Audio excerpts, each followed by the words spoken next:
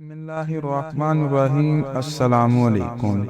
حضرت موسیٰ علیہ السلام نے ایک دفعہ اللہ تعالیٰ سے پوچھا کہ جنت میں میرے ساتھ کون ہوگا؟ ارشاد ہوا فلاں قصاب ہوگا۔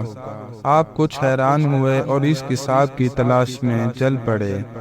وہاں دیکھا تو ایک قصاب اپنی دکان میں گوشت بیچنے میں مصروف تھا۔ اپنا کاروبار ختم کر کے اس نے گوشت کا ایک ٹکڑا کپڑے میں لپیٹا اور گھر کی طرف روانہ ہو گیا۔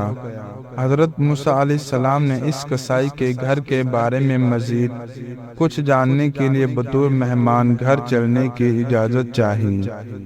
گھر پہنچ کر قصائی نے گوشت کو پکایا، پھر روٹی پکا کر اس کے ٹکڑے شوربے میں نرم کیے اور دوسرے کمرے میں چلا گیا، جہاں ایک نہایت کمزور بڑھیا پلنگ پر لیٹی ہوئی تھی۔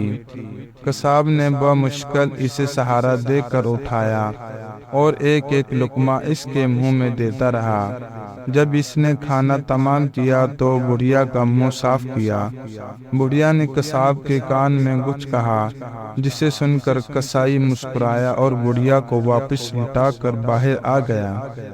حضرت موسیٰ علیہ السلام جو یہ سب کچھ دیکھ رہے تھے، آپ نے قصاب سے پوچھا یہ عورت کون ہے اور اس نے تیرے کان میں کیا کہا جس پر تم مسکرا دیا؟ قصاب بولا اے اجنبی، یہ عورت میری ماں ہے۔ گھر پر آنے کے بعد میں سب سے پہلے اس کام کرتا ہوں۔